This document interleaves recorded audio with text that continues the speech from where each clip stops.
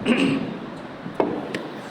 الحمد لله نحمده ونستعينه ونستغفره ونؤمن به ونتوكل عليه ونعوذ بالله من شرور أنفسنا ومن سيئات أعمالنا من يهده الله فلا مضل له ومن يضلل فلا هادي له وأشهد أن لا إله إلا الله وحده لا شريك له وأشهد أن محمدا عبده ورسوله الذي أرسله بالحق بشيرا ونذيرا وداعيا إلى الله بإذنه وسراجا منيرا أما بعد فإن خير الحديث كتاب الله وخير الهدي هدي محمد صلى الله عليه وسلم وشر الأمور محدثاتها وكل محدثة بدعة وكل بدعة ضلالة وكل ضلالة في النار. أعوذ بالله من الشيطان الرجيم.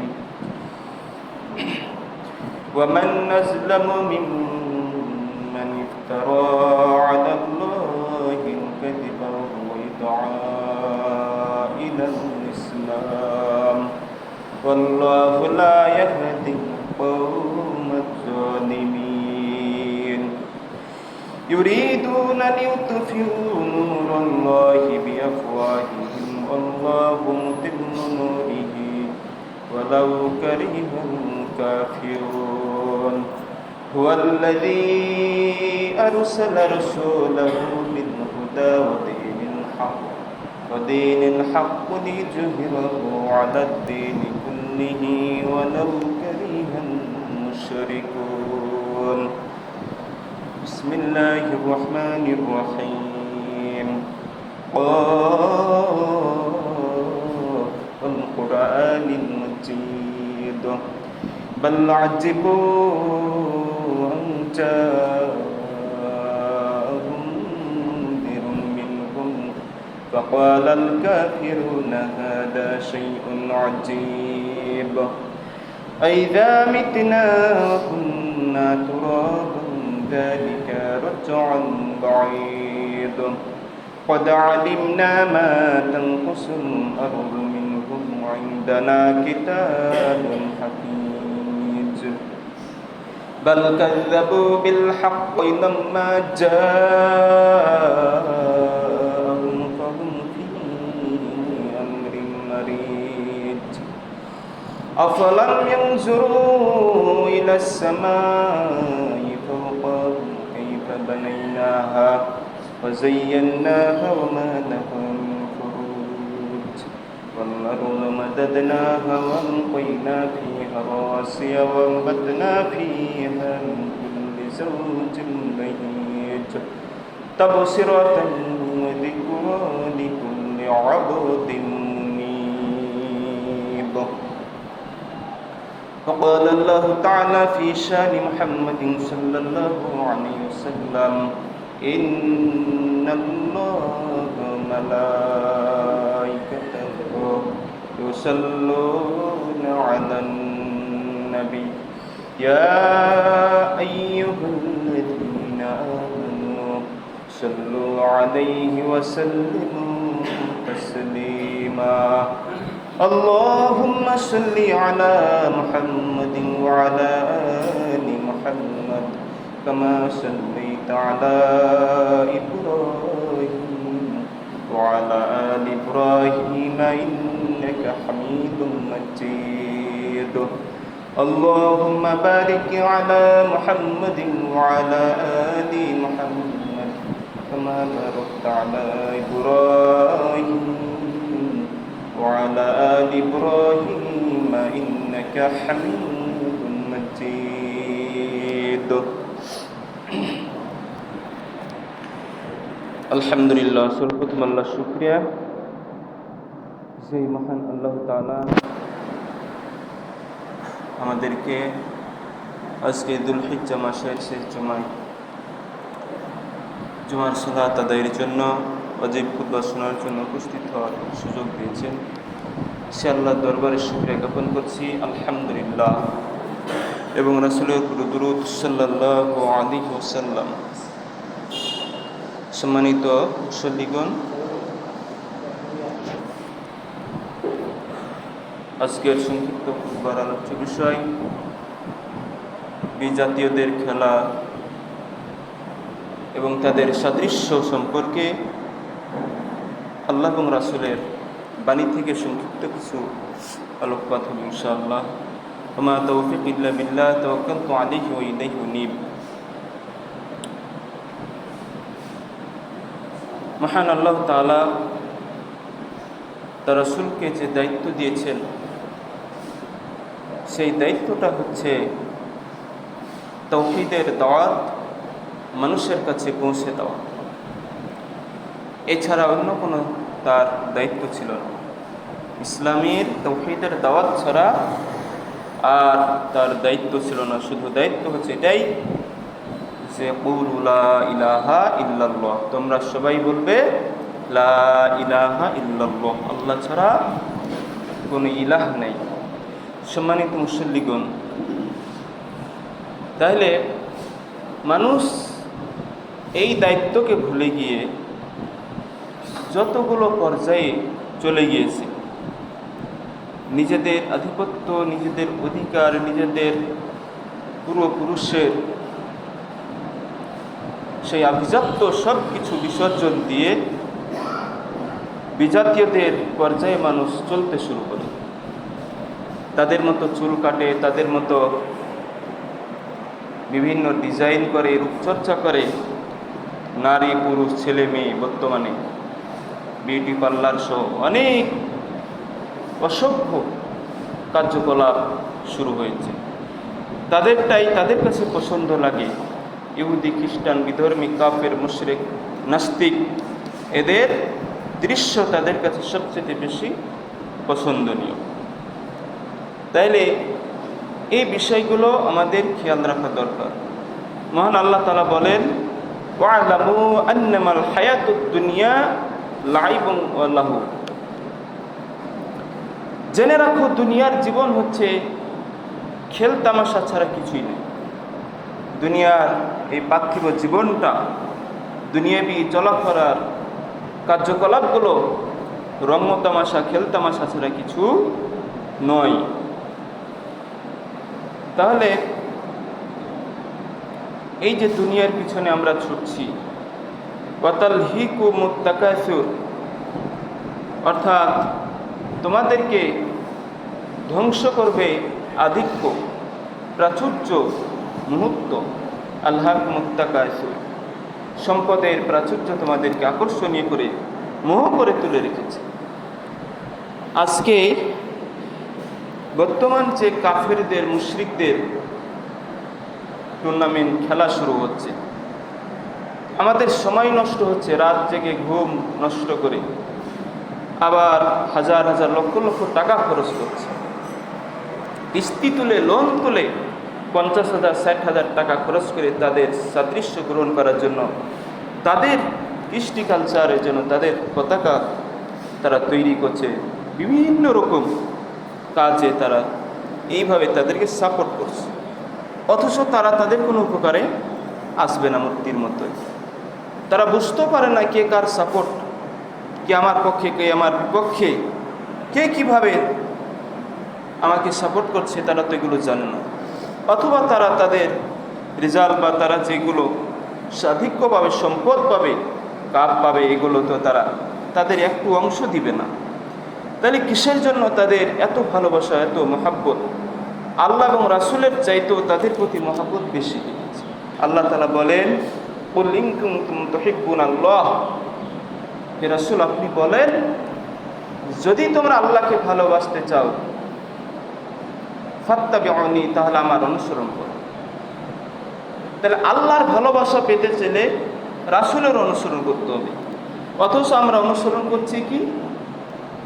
ইহুদি, খ্রিস্টান, কাফের, মুশরিক, মেসি, ডোনাল্ড, বিভিন্ন তাদের যে নামগুলো রয়েছে, তাহলে এই মেসি, এই ডোনাল্ডো, এই আবরি ঝাবরি যত কিছু আছে কাফেরদের, এগুলো আমাদের ঈমান নষ্টের অন্যতম একটি কারণ। সম্মানিত মুসল্লিগণ, তাহলে এই থেকে আমাদের দূরে সরে থাকতে হবে। যেমনিভাবে আশুরার কৃষ্টি কালচারগুলো, সেই কুসংস্কারগুলো থেকে আমাদের দূরে সরতে হবে, তেমনিভাবে এই সমস্ত বেজাতীয়দের কৃষ্টি কালচার থেকে আমাদের মুক্ত থাকতে হবে। এছাড়া আর কোনো উপায় নেই। তাহলে জামাতবদ্ধভাবে জীবনযাপন করতে গেলে এগুলো বাদ দিতে হবে। আল্লাহ তাআলা বলেন, ওয়াতাওয়ানু আলাল বিররি, তোমরা কল্যাণের উপর থাকো, কল্যাণের উপর একে অপরকে সহযোগিতা করো, সহানুভূতি দেখাও।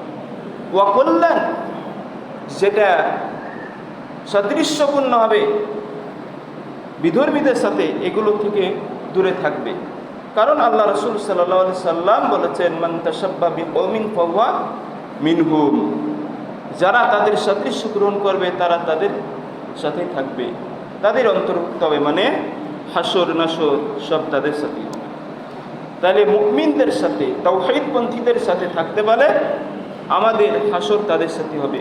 অপরদিকে বিধর্মী কাফের মুশরিকদের সাথে থাকলে তাদের সাথে হাসর হবে। এখন কোনটা অপশন গ্রহণ করবেন আপনার আমার, এটা বিষয়। লক্ষ্য গোল মুমিনের জীবনে, গোল হলো জান্নাত। মুমিনের জীবনে একটি গোল হচ্ছে, সেটা হচ্ছে জান্নাত, এছাড়া আর কিছু না। আল্লাহ তাআলা বলেন, ফাস্তাবিকুল খায়রাত, তোমরা কল্যাণের দিকে অগ্রসর হও, মঙ্গলের দিকে অগ্রসর হও। তাহলে কল্যাণ কোনটা, মঙ্গল কোনটা? আমরা যেটা গ্রহণ করছি সেটাই মনে করছি যে কল্যাণ, সেটা অবশ্যই তাদেরকে জাহান্নামের পথে নিয়ে যাবে, তাদের সে সমস্ত কৃষ্টি কালচার জাহান্নামের দিকে নিয়ে যাবে, এটাই হলো সত্য। তাহলে মহান আল্লাহ তাআলার বাণীগুলোকে, তার হুকুমগুলোকে, রাসূলের বাণী, রাসূলের আদেশ নিষেধ, এগুলোকে আমরা তোয়াক্কা না করে এতগুলো শোনার পরও তাদের সেই সাথে আমরা মিশে যাই, তাদের সাদৃশ্য গ্রহণ করি। কাফের, মুশরিক, মুনাফিক, বিদআতি, মুশরিক সবার তাদেরকে বন্ধু হিসেবে গ্রহণ করি। আল্লাহ তাআলা বললেন, লা তাত্তাখিদুল কাফিরিনা, কাফিরদেরকে তোমরা গ্রহণ করবে না আউলিয়া, অভিভাবক বা বন্ধু হিসেবে, মিন দুনিল মুমিনিন, মুমিনদের ছাড়া। তাহলে বন্ধু হিসেবে গ্রহণ করতে হলে কাদেরকে নিতে হবে? মুমিনদেরকে নিতে হবে, কাফিরদেরকে নেওয়া যাবে না, তাহলে তারা কাফির।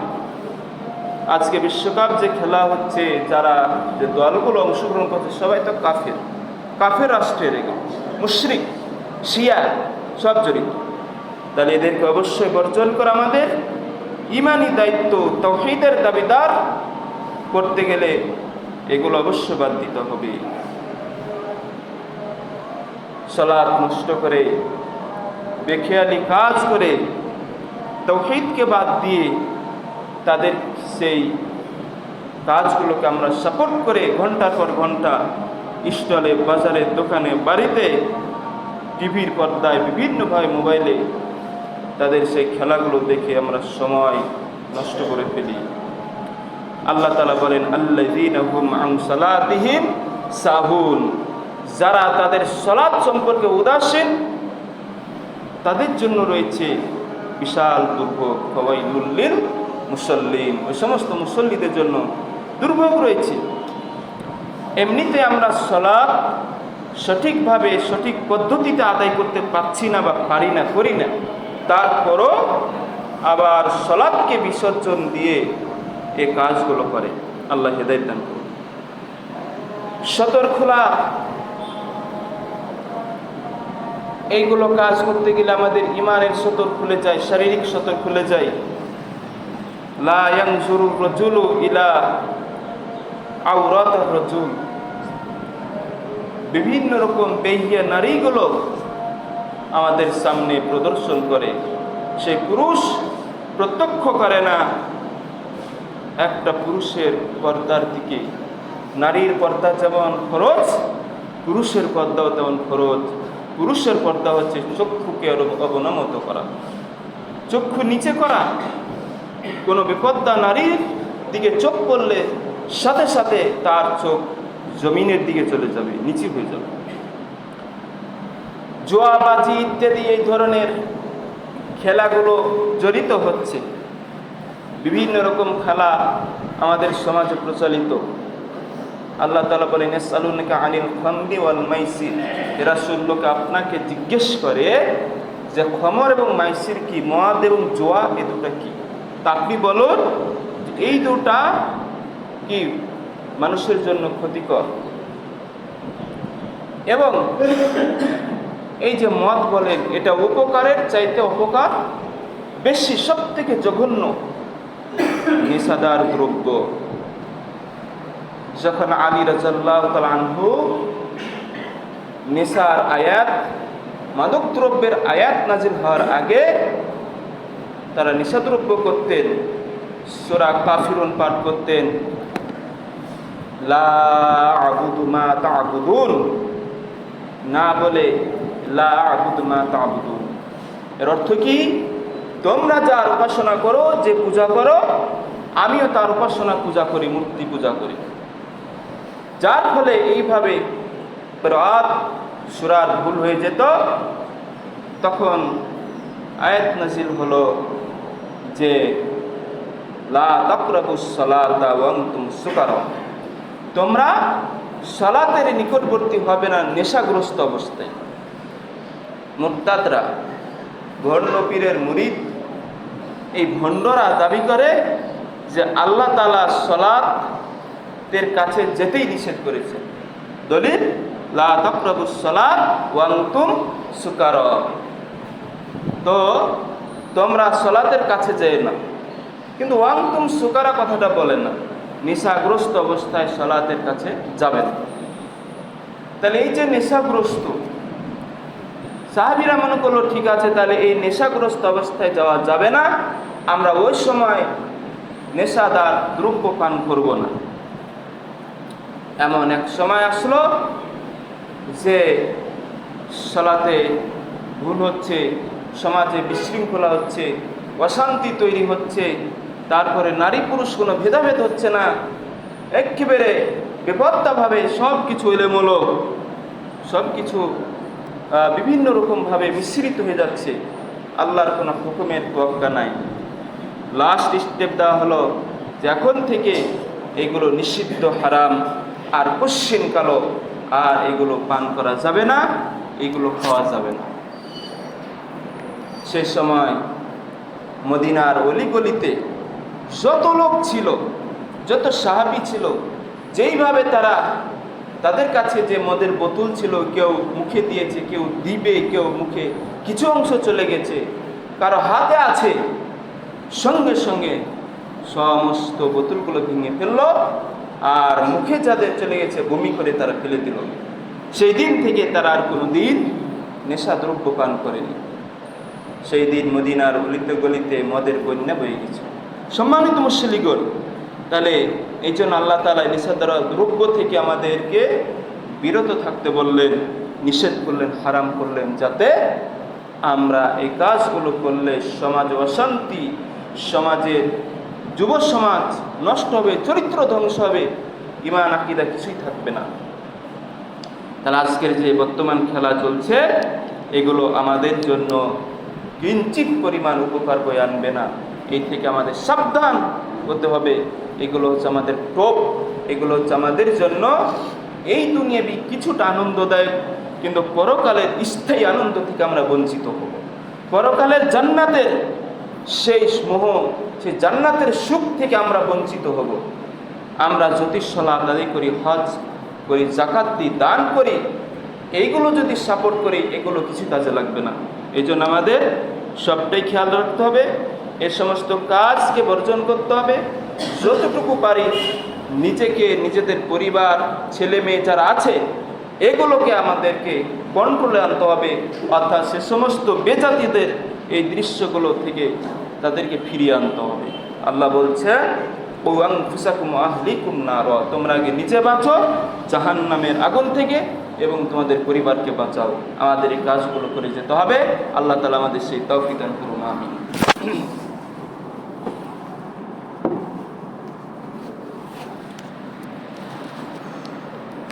ইন্নাল হামদালিল্লাহ ওয়াসসালাতু ওয়াসসালামু আলা মান লা নাবিয়্যা বা'দা আউযু বিল্লাহি মিনাশ শাইতানির রাজীম বিসমিল্লাহির রহমানির রহিম সাব্বাহা লিল্লাহি মা ফিস সামাওয়াতি ওয়া মা ফিল আরদি ওয়া হুয়াল আজিজুল হাকীম ইয়া আইয়ুহাল্লাযীনা আমানু লিমা তাকুলুনা মা লা তাফআলুন কাবুরা মাকতান ইনদাল্লাহি আন তাকুলু মা লা তাফআলুন। সম্মানিত মুসলিমগণ, আল্লাহ তাআলা বলে সাব্বাহা লিল্লাহি মা ফিস সামাওয়াতি ওয়া মা ফিল আরদ, আসমান এবং জমিনে যা কিছু আছে সব আল্লাহর পবিত্রতা তাসবিহ ঘোষণা করে। ওয়া হুয়াল আজিজুল হাকীম, আর তিনি হচ্ছেন মহান পরাক্রমশালী বিজ্ঞানী। এরপরে আল্লাহ বলছেন গুরুত্বপূর্ণ কথা, ইয়া আইয়ুহাল্লাযীনা আমানু, হে ঈমানদারগণ, হে বিশ্বাসীগণ, ইয়া আইয়ুহাল্লাযীনা আমানু লিমা তাকুলুনা মা লা তাফআলুন, তোমরা যে কাজ করো না, যেগুলো করো না সেগুলো কেন বলো? তাহলে আল্লাহ বলতে নিষেধ করলেন, অর্থাৎ যে কাজগুলো আমরা করব না সেগুলো অন্যকে করতে বলবো না, বললেই আমাদের সমস্যা হবে, আখিরাত নষ্ট হবে। এই জন্য আমাদের নিজে সচেতন হতে হবে, নিজে অন্যায় থেকে সরতে হবে, তারপরে মানুষকে অন্যায় কাজ থেকে সরানোর চেষ্টা করতে হবে। নিজে কাফির, মুশরিক, বিধর্মী, মুনাফিক, বিদআত এগুলো থেকে দূরে সরে থাকতে হবে, এরপরে অন্যদেরকে দূরে সরে থাকার জন্য বলতে হবে। এটা হচ্ছে ইমানের দাবি। আসুন আমরা যেন একে অপরকে ইমানের স্বার্থে গালিগালাজ না করে মহাব্বতের সহিত কাফির মুশরিকদেরকে বর্জন করে আমরা যেন তাদেরকে হেদায়েতের দিকে আল্লাহ তাআলা যেন নিয়ে আসেন, সে অব্যাহত চেষ্টা আমাদের থাকবে। কারণ আল্লাহ তাআলা আমাদের জন্য দুনিয়াটা পরীক্ষা হিসেবে দিয়েছেন, পাঠিয়েছেন। এটা আমাদেরকে ভুলে গেলে চলবে না, এটা আমাদের মনে রাখতে হবে।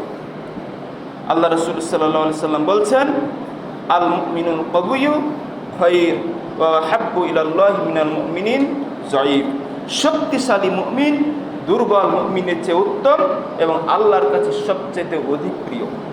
এই জন্য আমাদের শক্তিশালী মুমিন হতে হবে, শক্তিশালী ইমানদার হতে হবে। মান রাআ মিনকুম মুনকারান ফালিয়ুগাইয়ির বিয়াদিহি, এই স্তরের উপর আমাদের আসার চেষ্টা করতে হবে। বিলিসানিহি আর কলবিহি, এই দুটা থেকে আমাদের বিয়াদিহির উপরে থাকতে হবে, হাতের উপর থাকতে হবে, শক্তির উপর থাকতে হবে। যে কোনো অন্যায়কে আমরা শক্তি দিয়ে বাধা দিব। এটা এক নম্বর ইমানের স্টেপ। এই স্টেপ, এই মঞ্জিল, এই স্তরকে আমরা অতিক্রম করতে পারবো না। এটা আমাদের জন্য কল্যাণ বয়ে আনবে যদি আমরা এ কাজে হাত দিই। চেষ্টা করব শক্তভাবে অন্যায়কে দমন করা, শক্তভাবে অপরাধগুলোকে নিশ্চিহ্ন করে দেওয়া, শক্তভাবে কুফরি, মুশরিকি, তান্ত্রিক, মান্ত্রিক সব নিয়ম নীতিকে ভেঙে চুরমুচার করে দেওয়া, শক্তভাবে সমস্ত মূর্তিগুলোকে ভেঙে চুরমুচার করা। এগুলো হচ্ছে আমাদের তাওহীদপন্থী, আমাদের তাওহীদের ইমানের দাবিদার।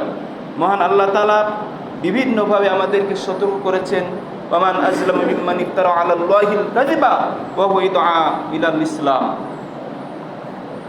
মানুষ তার চাইতে বড় জালিম আর কেউ হতে পারে? যে কোনো ব্যক্তি যদি মানুষকে ইসলামের দিকে দাওয়াত দেয়, ডাকে, এই ডাকে অথচ তার উপর মিথ্যা প্রবাদ দেয়, মিথ্যা প্রতিবাদ দেয়।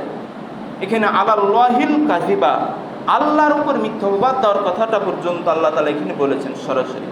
তাহলে আল্লাহর উপর মিথ্যা প্রবাদ দেয়, অপরদিকে যে মানুষকে সঠিক পথে সত্যের দাওয়াত দেয়, তাওহীদের দাওয়াত দেয়, তার উপর মিথ্যার প্রবাদ দেয়।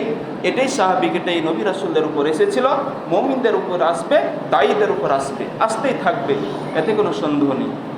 তাহলে কি বলা হলো? যে তার চাইতে অধিক জালিম আর কে হতে পারে? যে ব্যক্তি আল্লাহর উপর মিথ্যা প্রবাদ দেয়, আলাল্লাহি কাযিবা ওয়া হুয়া ইয়াদআ ইলাল ইসলাম, অথচ ওই ব্যক্তিটিকে ইসলামের দিকে ডাকা হয়। আপনি যাকে ইসলামের দিকে ডাকবেন, দাওয়াত দিবেন তাওহীদের দিকে, ওই ব্যক্তিটি সরাসরি আল্লাহর উপর মিথ্যা আরোপ করে বিভিন্নভাবে, প্রত্যক্ষভাবে না করলেও পরোক্ষভাবে তারা করে ফেলে। আল্লাহু লা ইয়াহদিল কওমাজ জালিমিন, জালিমদের জন্য কোনো কি নাই, হেদায়েত নেই, আল্লাহ হেদায়েত দিবেন না।